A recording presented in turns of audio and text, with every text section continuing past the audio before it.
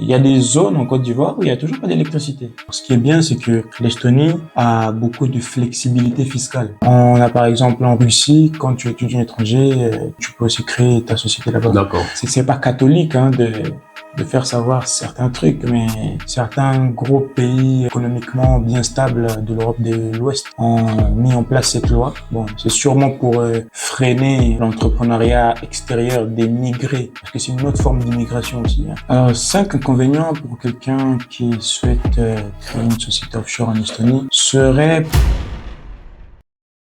Bonjour Jordi, comment tu vas ce matin? Bonjour Rick, je vais bien et toi? Ça fait un long moment, hein. Ouais, ça fait un gros D'ailleurs, on s'est bail. vu, ça date de... Non, t'es content. Ouais, c'est vrai. Bon, c'est vrai qu'il y avait plusieurs occupations, mais là, on essaie un peu de se libérer de quelques charges et commencer à profiter un peu de temps. D'accord. Sinon, comment ça va dans la famille?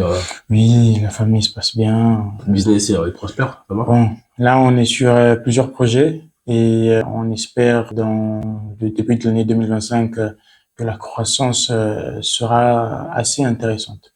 Ouais. Donc, l'année 2025 promet de grandes choses. D'accord. Alors bon, aujourd'hui, j'ai décidé de parler avec toi. D'ailleurs, comment tu as découvert l'offshore en Estonie? Alors, l'offshore en Estonie, je l'ai découvert, c'était en 2018-2019, quand j'avais besoin de pouvoir être dans une... Je comprenais pas trop bien ce que je faisais et je voulais acquérir quelque chose de nouveau. Donc, je voyais les commerces par-ci, les commerces par-là. Et du coup, bon, et si on achetait une formation, j'ai pu avoir accès à la formation de comment créer une société en Estonie. Et comme j'étais étudiant étranger et j'étais un Congolais, bah, je ne pouvais pas malheureusement résister à cela parce que les Congolais n'ont pas accès à ce genre de création de société ou les étudiants étrangers parce que le titre de séjour en France ne permet pas de créer une société en France en tant qu'étudiant. En gros, on est d'accord, quand tu es étudiant étranger en France, tu peux pas faire autre chose qu'aller à l'école. En fait, tu peux pas faire de business en tout cas avec une entreprise. Tu peux pas créer une société en étant en France avec un statut étudiant ou salarié. C'est bien ça, hein? C'est réel, c'est réel, Ouais. c'est réel. Alors le Et toi, système tu avais français, envie de te lancer dans le justement, business. voilà, le système français a mis en place cette pratique du gouvernement qui fait que bon, ces lois ne permettent pas. Ah, auparavant, on m'a dit que les étudiants pouvaient avoir des sociétés en France. Mais aujourd'hui, malheureusement, ça n'existe plus. La proposition de la création de la société offshore pour les business en ligne, pour les étudiants étrangers en France, Ça a été blacklisté. voilà, justement. Donc aujourd'hui, les jeunes, en étant étudiants, avec le statut étudiant, je pense que ça, c'est pas que en France, hein, ça doit être Alors, pareil dans les pays européens aussi. alors, on va dire à peu près en Europe en général. C'est pareil. Mais après, il y a certains pays, par exemple au Luxembourg, bon, être étudiant étranger n'empêche pas forcément d'avoir une Sérieux? société, oui. D'accord, ça je savais pas. On a par exemple en Russie, quand tu es étudiant étranger, tu peux aussi créer ta société là-bas. D'accord. Donc, certains gros pays économiquement bien stables de l'Europe de l'Ouest ont mis en place cette loi. Bon, c'est sûrement pour freiner l'entrepreneuriat extérieur des migrés, parce que c'est une autre forme d'immigration aussi. Donc, d'émigrer dans leur pays, et ce qui a fait que bon, plusieurs étudiants étrangers, parmi eux des brillants d'ailleurs, n'ont pas pu créer des entreprises dans ces pays-là et ils ont recours à la société offshore qui leur permettent de pouvoir, c'est un palier à ce problème afin de pouvoir lancer des business en ligne, des consultations, de mettre en place leurs compétences qui sont livrées de manière digitale. C'est uniquement pour des personnes qui veulent mettre en place des prestations de manière digitale. Se lancer dans le business en ligne, quoi. Justement, c'est ça. Alors bon, souvent sur les réseaux sociaux, YouTube, etc. et tout, quand on parle de société offshore, ce que tu vois dans un premier temps, c'est UK, USA. Quelle est l'importance pour toi de créer une société en Estonie? Par exemple, supposons je suis étudiant, je vis en France, c'est ma première année, je suis congolais, et je fais mes études d'informatique par exemple. Et à un moment donné, j'ai un déclic, j'ai envie de créer la société. Je m'aperçois que bon, c'est impossible de créer la société en France. Donc naturellement, je vais commencer par rechercher les alternatives qu'il y a pour pouvoir essayer de créer cette entreprise et lancer mon business en ligne. Donc toi, tu me parles en fait de l'Estonie. Quelle est l'importance par exemple pour un étudiant étranger ou Oui. quelqu'un qui est salarié, par exemple, qui a un titre de séjour salarié et qui souhaite quand même lancer son activité en Estonie, qu'est-ce que ça pourra lui apporter? Quels sont, je sais pas, est-ce que tu peux Oui, en bien parler un sûr, peu? oui, bien sûr, évidemment. Alors, ce qui est bien, c'est que l'Estonie a beaucoup de flexibilité fiscale. C'est-à-dire que l'Estonie, par exemple, contrairement au Wyoming ou aux États-Unis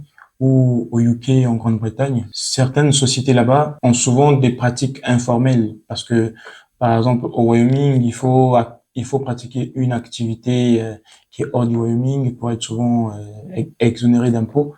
Mais l'avantage avec l'Estonie, c'est que premièrement, elle se fait à l'ambassade. Tu retires un titre de séjour qui est reconnu aussi par un titre de résident, de e-résident estonien, c'est-à-dire une carte de résident pour un entrepreneur, pour entreprendre en ligne. Alors, c'est une carte que le gouvernement estonien va te délivrer. Alors, le délai est de 5 ans afin de lancer toutes sortes d'activités que tu souhaites mettre en place en ligne. Donc, il y a cela. Et l'autre pratique, c'est que elle est reconnue par l'Union européenne. La deuxième pratique, c'est que l'Estonie a beaucoup de détails formels au niveau de l'Union européenne. Donc, ce qui fait que l'Union européenne le considère comme parmi les bons élèves de l'offshore. Ce qui fait que à partir du moment où on peut te trouver avec cette carte d'identité de résident estonien, tu es éligible à pouvoir, par exemple, demander des subventions au niveau D'accord.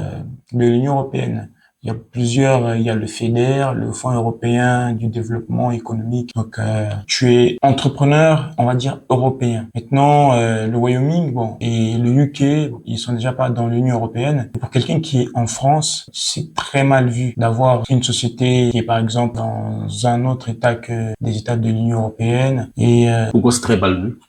alors, c'est très mal vu parce que les Français sont trop attachés à l'euro. Auparavant, c'était le franc. Aujourd'hui, ils sont attachés à l'euro. Ça fait que les Français ont cette identité d'appartenance. Ils sont souvent jaloux quand quelqu'un habite chez eux, il fait quelque chose à part. Par exemple, tu as l'habitude de voir que les Français d'ailleurs, à partir du moment où, même s'ils sont chez eux, mais quand ils ont un peu de moyens, ils veulent partir, les Français sont jaloux de ça. Donc, Oui. ils ont en général ce sentiment d'appartenance. Ils veulent que tu sois au moins à eux. C'est à peu près, c'est une forme de jalousie, mais c'est une forme aussi d'amour aussi, tu vois. Oui. Et ça fait partie des avantages. L'avantage crucial pour un étudiant aussi, c'est que c'est moins cher. Mettre en place une société en Estonie, c'est moins cher. Et ce qui est très bien, c'est que tu la reçois à l'ambassade même de l'Estonie en France. Donc, contrairement au UK où ça vient par la poste, ou le Wyoming, ça vient par la poste également, oui, bon. Déjà, au Royaume-Uni, aux États-Unis, Hmm. il n'y a pas de carte e-résident déjà. Voilà, justement.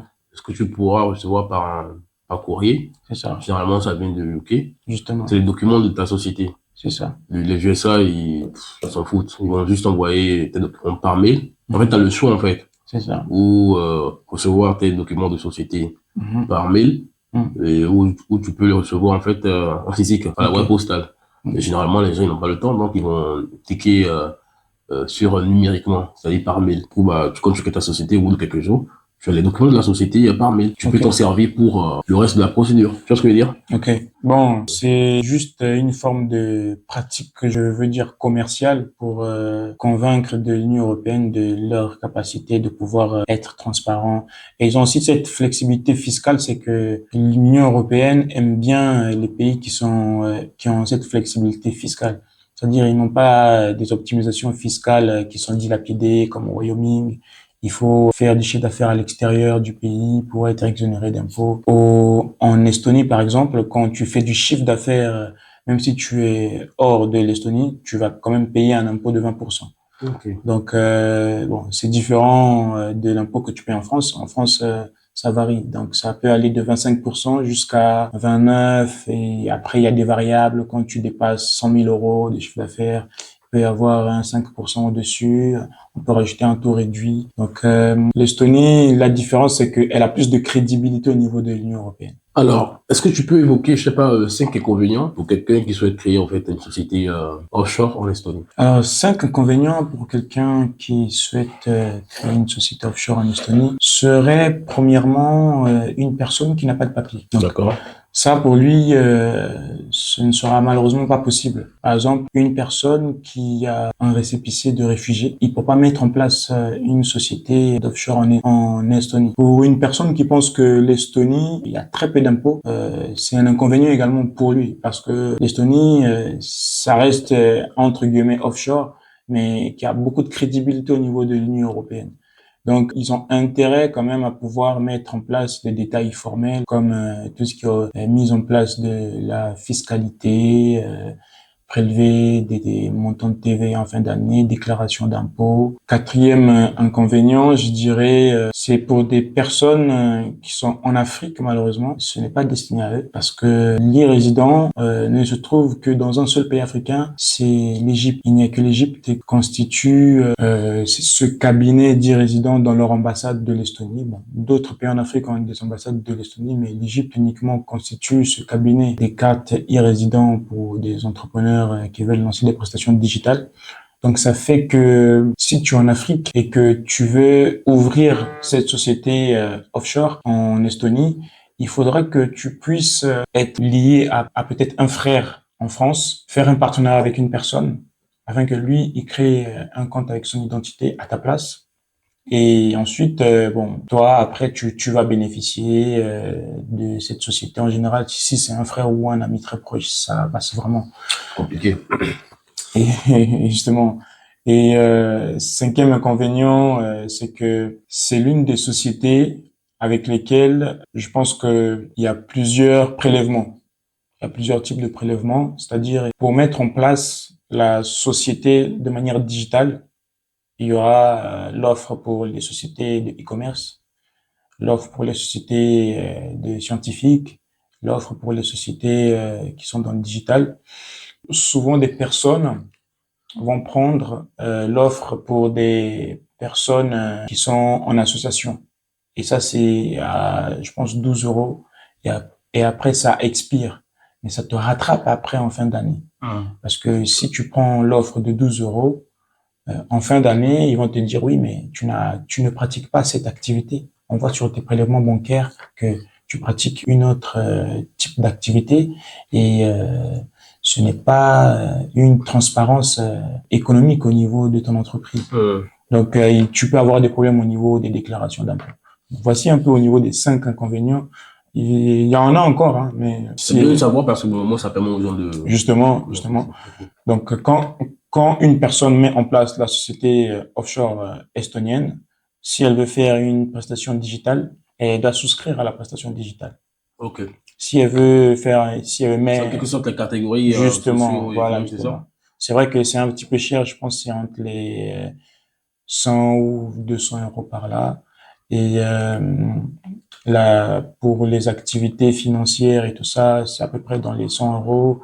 Scientifique, c'est aussi dans la même niche, mais c'est e-commerce qui est plus cher à cause de son inflation sur. Parce qu'il peut arriver que tu puisses choisir 3 activités, c'est-à-dire financières, scientifiques et digitales et tout. Dans ces niches-là que je choisis 3 activités. Bon, scientifique, je dirais. Est-ce qu'il n'y a pas une activité qui englobe tout ça? Bon, on va dire, ce sont des activités hautement qualifiées. Ce sont des activités très demandées. Donc, au jour d'aujourd'hui, quand une société se crée, obligatoirement, elle va avoir recours à la comptabilité, l'analyse financière. Et quand elle grandit, il faut un directeur administratif et financier. Il faut un directeur financier, un trésorier, tu vois. Donc, pour sécuriser la monnaie, parce que la monnaie fait partie de la croissance économique de l'entreprise. Donc, au niveau de la société, des sociétés scientifiques, donc, tout cela rentre dans les activités hautement qualifiées. Donc, les sociétés scientifiques, c'est tout ce qui sera IT, tout ce qui sera informatique, et bien sûr, hein, l'e-commerce, ce sera Amazon, Shopify, Press, Hosting, et tout ce qui est GoDaddy et tout ça, One and One. Donc, c'est un petit peu ça. Mais SEO également. Mais ce sont des activités hautement qualifiées car ils ont une grosse demande. Au jour d'aujourd'hui, même quand tu pars faire une demande d'emploi ou tu pars postuler pour un travail quelconque, si tu postules pour des travaux comme finance, IT, c'est des salaires vraiment exonéreux. Mais bon, des métiers comme business en ligne, boutique en ligne. On ne recrute pas forcément pour ça. Tu peux accompagner des gens, mais ça a aussi une grosse valeur ajoutée aujourd'hui sur le marché. Ça a d'ailleurs la meilleure valeur ajoutée parce que les formations coûtent cher aujourd'hui. Donc, ça fait que ils taxent un peu plus cher, Hein. mais ça reste des activités hautement qualifiées. Alors, est-ce que tu peux expliquer en fait pour les abonnés Mhm. qui nous suivent, Ouais. pourquoi en fait l'Estonie a mis en place, c'est pas la création de société offshore parce que je pense qu'au préalable, Mhm. il y avait pas cette possibilité C'est ça. aux personnes comme toi par exemple qui étaient Mhm. étudiants et tout, et Exactement. de pouvoir créer une société en Estonie. Exactement. Donc, pourquoi, d'où est venue l'idée de mettre Justement. en place cette création de société offshore en Europe? Alors, il faut souligner que l'Estonie fait partie des pays européens qui ont un niveau très avancé au niveau de l'IT. Ils ont D'accord? un niveau très avancé au niveau du numérique. D'ailleurs, ils ont un gouvernement numérique très accessible. Ils ont une flexibilité au niveau du gouvernement numérique. Tu peux déclarer tes statuts, tu peux enlever des statuts, tu peux. Donc, de toi-même, sans pour autant envoyer un mail, bon, tu peux aussi envoyer des mails pour qu'on puisse te répondre. Et il y a toujours des personnels très actifs, en tout cas En ligne, tu veux dire? en ligne pour au niveau juridique pour pouvoir t'accompagner, te répondre Ils sont et accessibles alors. justement tu peux à partir du moment où tu as ta carte e-résident, tu peux regarder ton chiffre d'affaires à partir parce que la carte e-résident elle est lisible digitalement grâce à une clé USB et une carte. Donc tu mets la carte sur la clé USB, il y a un input qui va faire que ça se colle et tu peux lire toutes tes transactions digitales que tu fais, et tu peux lire ton historique digital. Donc, ils ont pratiquement la meilleure approche hein, au niveau de l'IT. Donc, ce qui fait que alors, ce qui a poussé leur volonté de pouvoir mettre en place cette méthode, ce système, ils voient tout. Ils surveillent beaucoup de choses. Ils sont très forts au niveau des data. Ils sont très forts au niveau de tout ce qui est détail de données, tout ce qui est canevas de données. Donc, ils savent analyser et ils ont vu qu'il y avait un gros manque pour les étudiants étrangers et pour des personnes, par exemple, qui souhaitaient se défiscaliser de moins de 5%, de 6%, de 7%, parce que ça reste quand même un gain. Donc, raison pour laquelle ils ont mis ça en place. Au départ, c'était à peu près de 10%. Bon, après, ça a augmenté. Aujourd'hui, c'est de 20%. C'est comme d'ailleurs Dubaï. Hein. Au départ, c'était de 0%. Aujourd'hui, c'est 5%. Okay. Donc, je pense même que c'est devenu à 9%, un truc comme ça.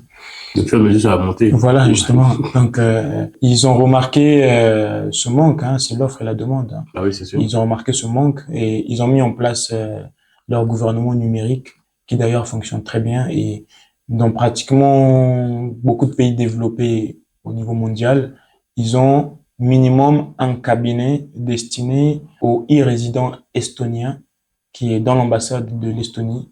À chaque fois que tu souhaites avoir un problème ou tu veux renouveler quelque chose, tu peux aller au niveau de l'ambassade, tu auras des informations nécessaires pour. Et ils sont vraiment très transparents. Là-dessus, on peut leur tirer le coup de chapeau. Le côté sur lequel je veux venir, en fait, je souhaiterais que tu en parles des politiques fiscales pour quelqu'un qui est non résident estonien, donc quelqu'un qui est par exemple étudiant, je sais pas, étranger en France ou bien en Allemagne, et qui est dans la capacité de créer sa société pour lancer ses activités, et du coup qui a créé en fait sa société en Estonie.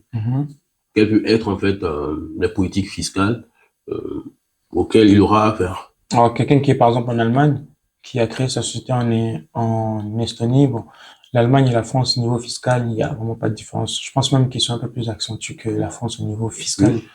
Pour lui, il y a toujours un avantage. C'est que les impôts qu'il va payer en Estonie, en fait, en Estonie, si tu veux, les impôts que tu vas devoir déclarer, c'est 20% de tout ton chiffre d'affaires. Donc, tout ton chiffre d'affaires que tu as réalisé, c'est 20%.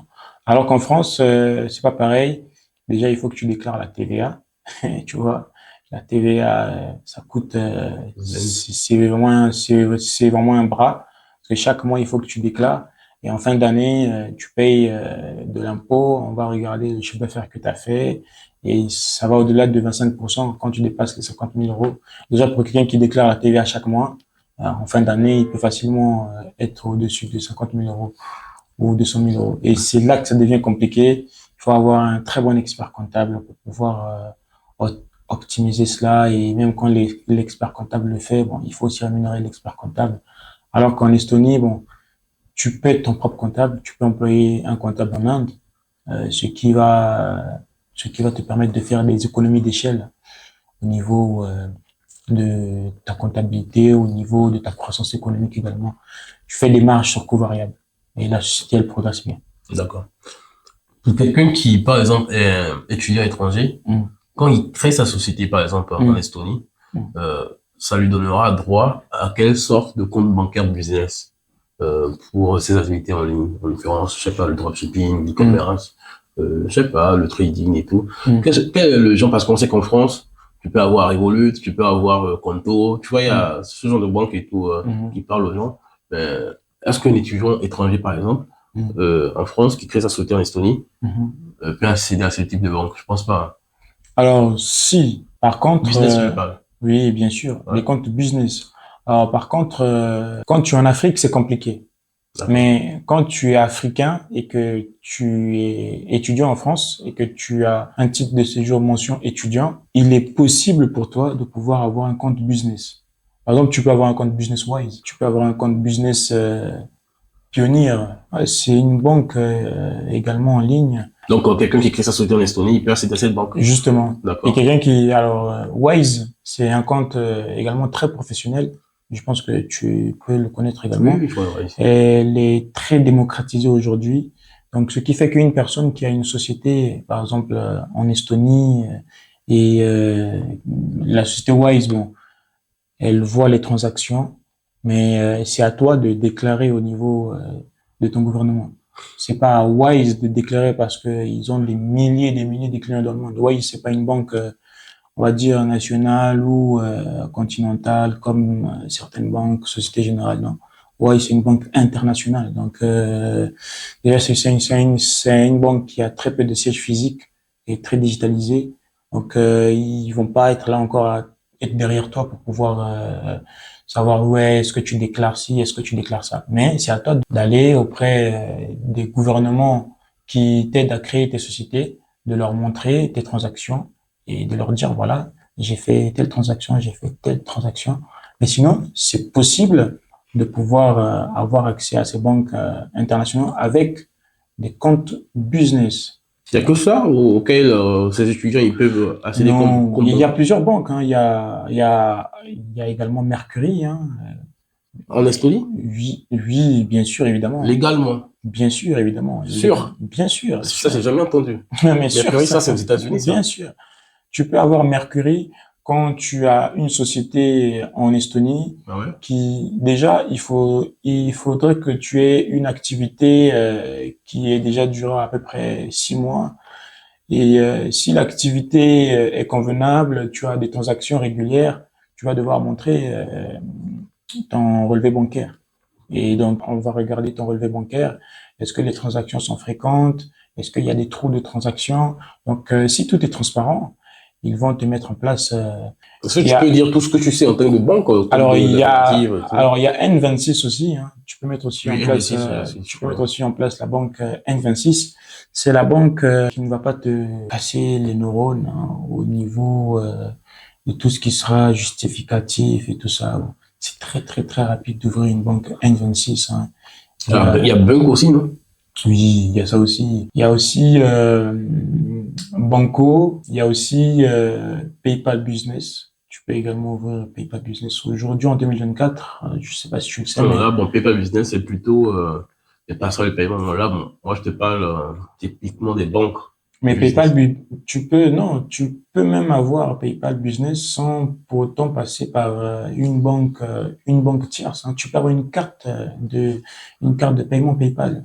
Moi, Ouais. par exemple, Oui, ça, je suis d'accord. sur, par exemple, Kotia.fr, tu vas voir, quand tu veux payer quelque chose, ça va te rediriger vers PayPal et tu vas encaisser. J'encaisse facilement de l'argent sur PayPal. Donc, Mhm. c'est pas vraiment un souci, hein, PayPal Business. C'est uniquement être informé. Les gens ne sont pas informés. Il faut être informé et ne pas s'hasarder à faire des choses toute seule dans la peur de pouvoir faire des erreurs qui peuvent peut-être te faire interdire la création d'une banque ou te faire interdire voilà une activité quelconque. Mais sinon, c'est possible. Il y D'accord. a des milliers et des milliers de banques. En tout cas, ce qui est avantageux, c'est que l'Estonie est très formelle en termes de détails fiscaux. Ok. Donc, cela fait qu'elle a beaucoup de crédibilité auprès de plusieurs banques internationales. Alors, bon, pour quelqu'un qui a son activité en ligne, dans le dropshipping par exemple, qui doit encaisser en fait des paiements Oui. de ses clients qui achètent sur sa boutique, Mm. il lui faut une passerelle de paiement. C'est ça. Et il lui faut Stripe. Est-ce que c'est que Stripe qu'il y a là-bas? Bon, il y en a plusieurs, mais moi, jusque-là, j'utilise uniquement Stripe D'accord. quand j'accompagne une personne dans la création de sa boutique e-commerce ou de son site internet. Stripe, c'est le plus fiable. Il y en a énormément. Il y en a énormément. Il y en a énormément, c'est-à-dire. Il y a Ping Pong Express. C'est un passerelle de paiement qui te permet de pouvoir, c'est-à-dire à partir du moment où le client veut te régler, lui, il va faire le lien entre ta banque et le client. Oui, Et c'est sûr. C'est le il va rôle de prendre, voilà, passerelle de paiement. justement. Mais en fait, bon, cette passerelle de paiement dont tu parles, Mm. est-ce qu'elle est accessible à un étudiant étranger, par exemple, Bien sûr. qui vit pas en Oui, bien Estonie? sûr. Oui, Ouais. bien sûr. Bien sûr. Donc toi aussi, tu peux y accéder? Bien sûr, évidemment. Ok. Bien sûr. Est-ce que en fait en Estonie, par exemple, quand tu as ta société là-bas, tu peux accéder par exemple à des passerelles de paiement comme Shopify Payment? Ça aussi, c'est une question que quelqu'un m'a demandé de poser. Est-ce que toi, tu penses que c'est possible d'avoir en fait un Shopify Payment? Parce que les gens, ils ont besoin d'alternatives. Parce qu'il peut arriver que parfois, tu sois bloqué par Stripe et tout, pour une raison ou l'autre. Et tu vas pas quand même arrêter ton business pour ça. Tu vois? Il faut très rapidement avoir quand même quelque chose de secours pour pouvoir tu vois, tenir en fait ton business sur la ligne. Alors, il y a de cela à peu près 1 an ou 2 ans. Quand tu activais Shopify Payment, PayPal avait du mal à s'activer. Aujourd'hui, en 2024, je pense que ça a changé. Il y a tout le temps des mises à jour. Je pense que c'est des questions de négociation, de frais, Shopify Payment. Bon, c'est une bonne alternative, mais parmi les transactions, il faut vérifier sur Google, hein, parmi les transactions les plus réalisées, Shopify Payment ne croque pas vraiment dans le morceau, ne s'assoit pas vraiment à la table de ces gros du fintech. Donc c'est un bon moyen de paiement, mais elle n'a pas de crédibilité parce qu'elle n'est pas trop utilisée par plusieurs sites internet. Okay. Par exemple, même des sites comme des Louis Vuitton, ils préfèrent utiliser des Stripe. Tu sais que Stripe aujourd'hui a intégré Apple Pay, donc Apple Pay avec un Face ID ou bien avec une empreinte digitale, tu peux finaliser ton paiement de façon, même là maintenant, je pense que ça sera avec uniquement avec les yeux, hein, que tu pourras payer avec leur nouveau iPhone 16 Pro. Je pense que Shopify Payment, c'est bien, mais elle n'a pas montré de crédibilité qui fait qu'elle devait être utilisée.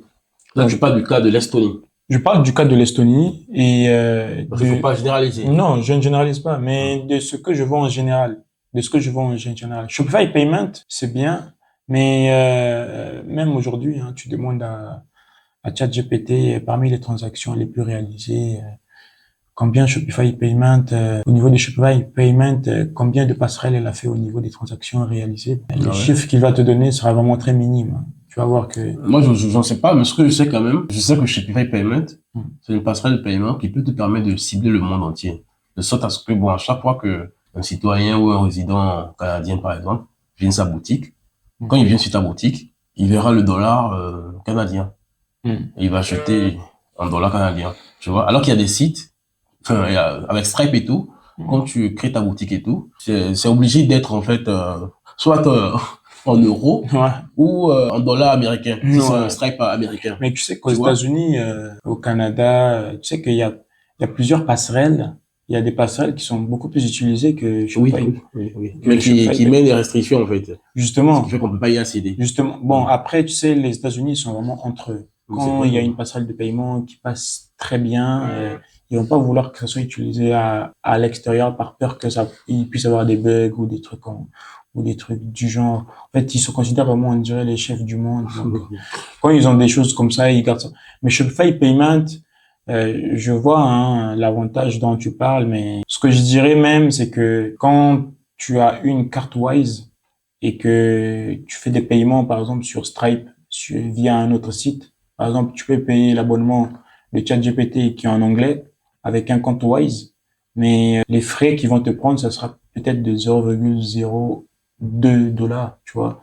Ce sera pas des frais énormes. Et encore, hein, je n'ai jamais vraiment eu de frais quand je paye avec mon compte Wise. Alors, c'est vrai qu'il y a des banques classiques comme des caisses d'épargne, Société Générale et tout ça. Bon, quand tu veux réaliser des paiements internationaux, je vérifie pas trop comment ça se passe, mais je vérifie beaucoup plus des comptes internationaux. Et Wise, je sais que quand tu fais un virement, par exemple, tu fais par exemple une transaction sur, tu veux prendre l'abonnement par exemple de ChatGPT ou de Supermetrics, qui est une plateforme finlandaise, je pense, où tu peux prendre GitHub, ce sont des plateformes de référencement web, mais c'est en dollars et ils te facturent uniquement la transaction. Ils te facturent l'échange de la devise. C'est-à-dire si la devise Mais est bon, tu vois ce que je veux dire. justement. Ce dont moi je parlais, c'est typiquement tu sais, souvent les jeux dans l'Afrique et tout qui se lancent, la plupart du temps, la majorité, c'est pour du dropshipping, l'e-commerce et tout. C'est ça. Et avoir Shopify, Payment quand même, bah, ça joue un rôle énorme, tu vois. C'est vrai, c'est Non seulement en termes de remboursement, Mm. tu vois, Mm. bah, Shopify te rembourse tes sous un peu plus rapidement qu'un Stripe Europe ou bien UK. Bon, c'est vrai, c'est vrai. Au bout de 2 jours, tu as ton argent. Bon, Parfois, c'est expéditif. il faut nuancer parce que bon, déjà en Afrique, la plupart des gens qui utilisent Shopify ne sont pas nombreux. On connaît les niveaux d'internet en Afrique et tout le reste. Bon, mais Shopify Payment reste. Ça n'a rien à voir, mec. Bah oui, aujourd'hui, il y a quand même une bonne accessibilité à Internet aujourd'hui. Hein. Non, Moi, je connais le cas du Bénin, du Togo et tout. Je te jure, quand tu y vas, tu peux avoir accès non, mais à une bonne connexion Internet.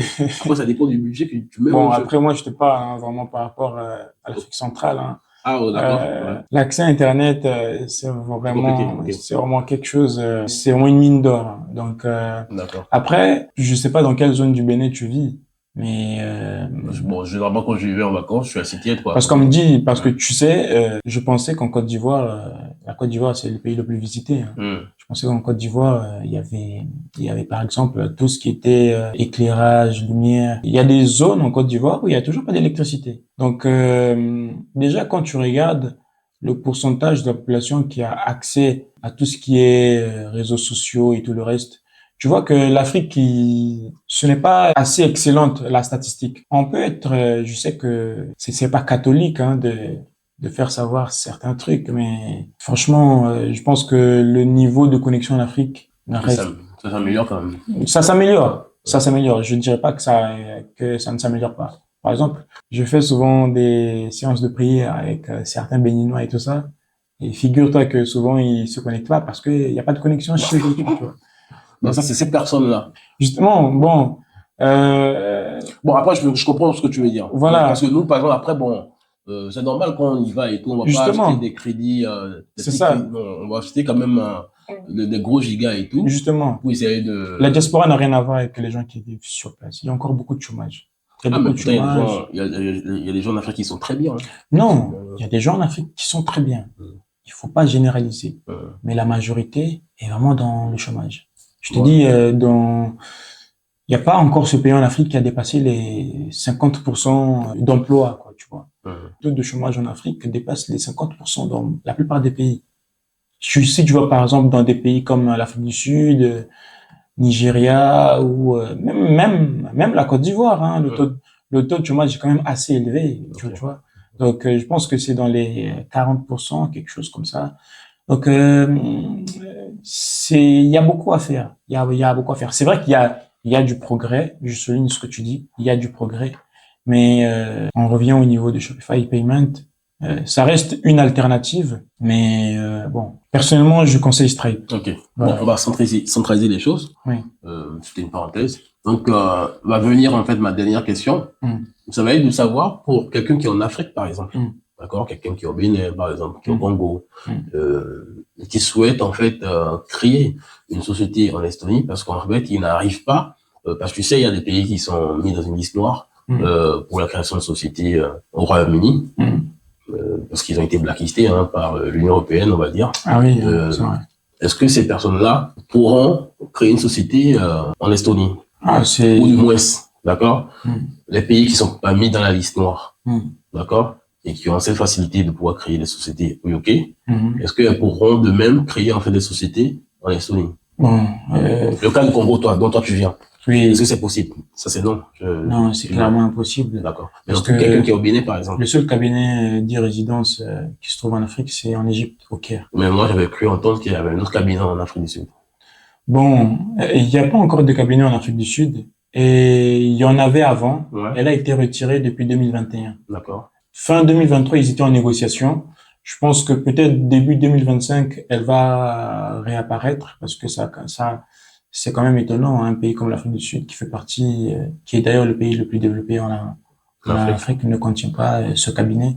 Mais il y figurait avant. Après, il a été retiré. Mais je crois qu'il va réapparaître parce qu'ils sont en négociation, d'après les sources que j'ai. Mais par rapport à ta question, des personnes qui se trouvent en Afrique, malheureusement, ils doivent se rendre au Caire. Donc, il n'y a pas possibilité, comment quelqu'un qui est en Afrique arrive à créer sa société en ligne totalement aux USA, au Wyoming, sans se déplacer. Alors, par il n'y a exemple, pas cette possibilité pour les Africains qui sont en Afrique et qui souhaiteraient avoir une société en Estonie. Il faut forcément se déplacer parce que l'ambassade, il est en Égypte, c'est ça?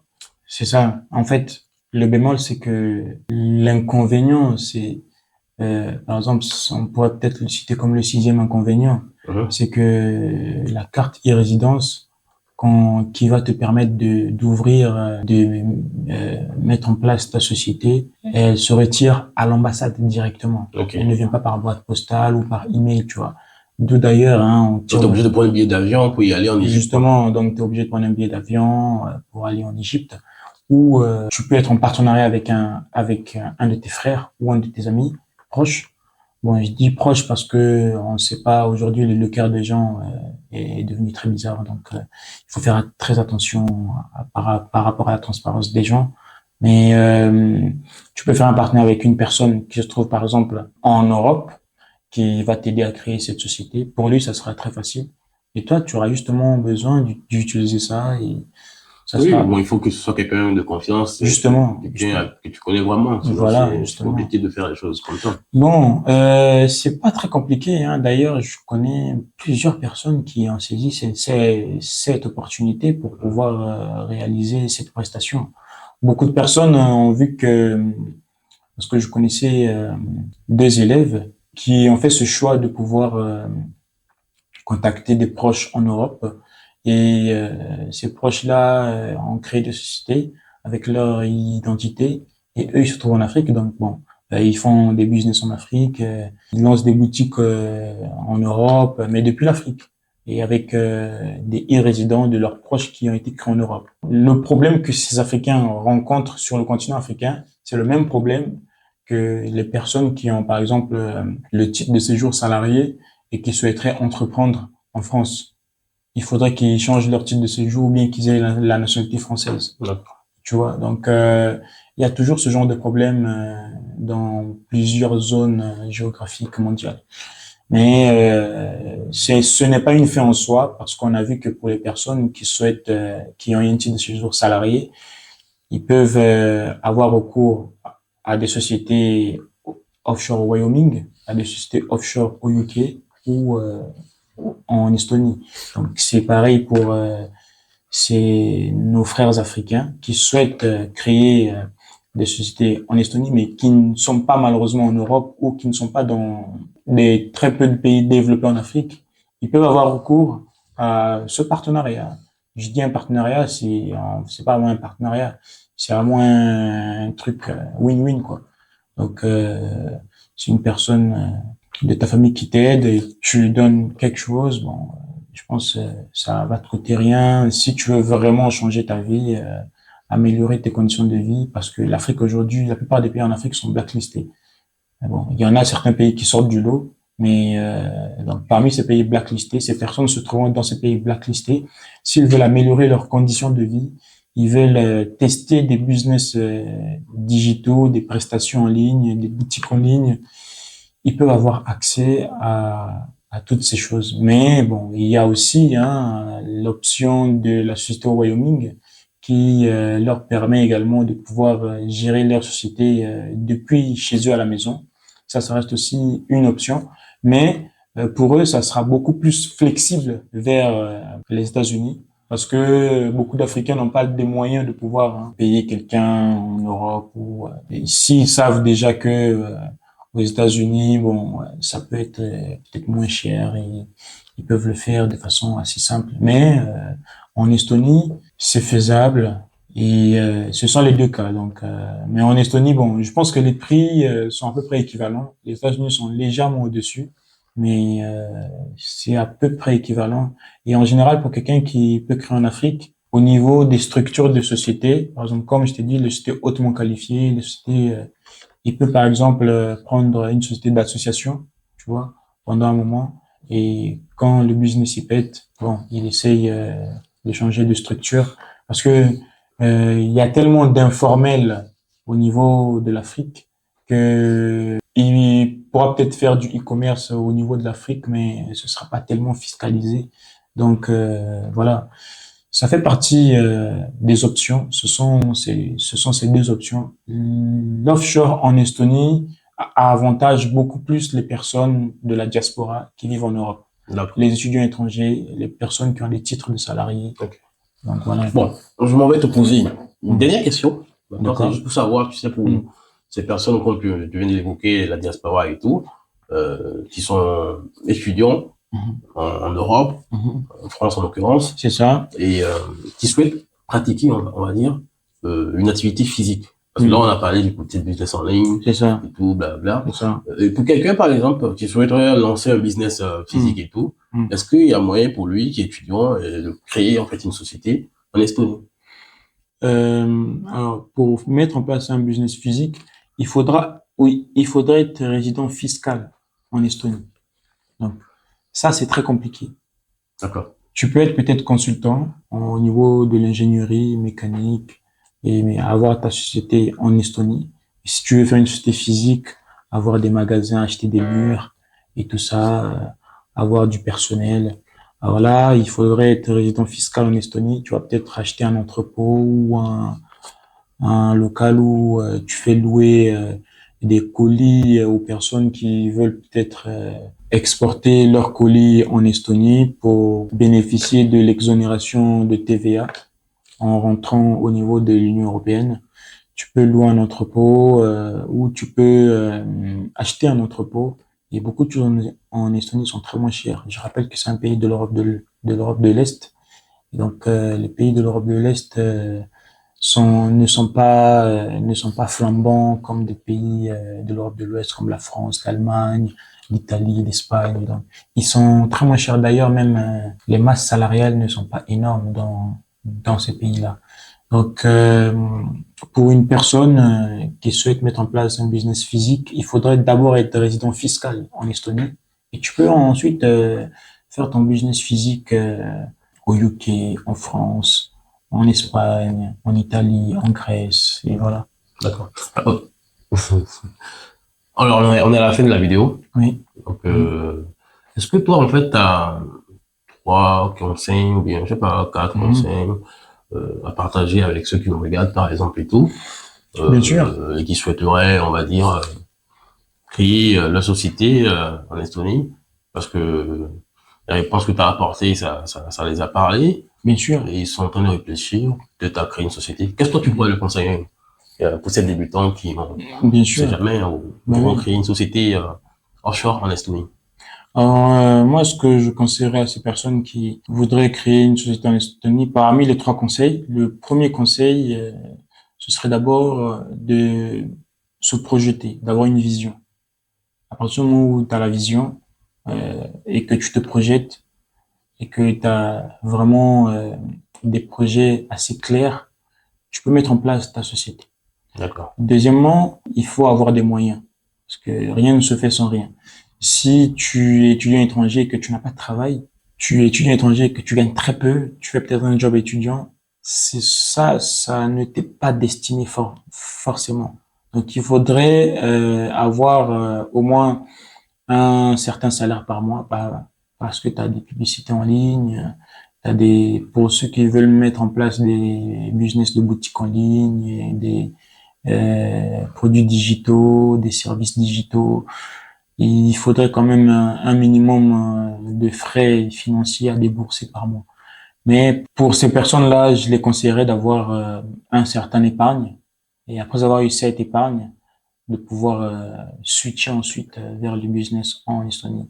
Ensuite, troisièmement, ce sera un conseil de transparence parce que plusieurs personnes, quand ils se mettent en société en Estonie, avec leur carte Wise ou Revolut, au moment de faire de la déclaration d'impôt, euh, tu sais, ils suppriment, tu vois, on te demande en Estonie le fichier CSV que tu extrais de la banque et que tu vas envoyer à ce prestataire des e-résidents qui ont souscrit à l'offshore en Estonie. Et lui, il va regarder tes virements et il va défiscaliser de 20%.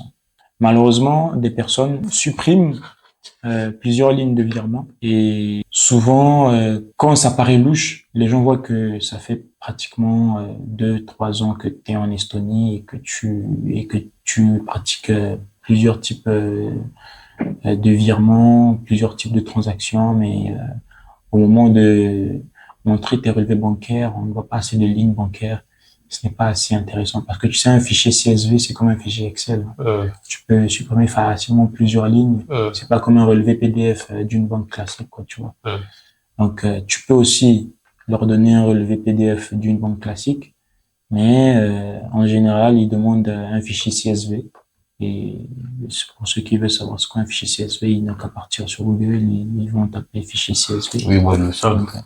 Et c'est ça, malheureusement, certaines personnes ne sont pas assez transparents et quand vous n'êtes pas assez transparent, au bout d'une année, 2 années, trois, ça va leur tiquer. Bah oui, il faut la transparence. Justement, et ils vont aller poser des questions à Wise. Est-ce que cette personne-là, et Wise va leur donner l'exactitude de toute votre historique bancaire au niveau de leur institution.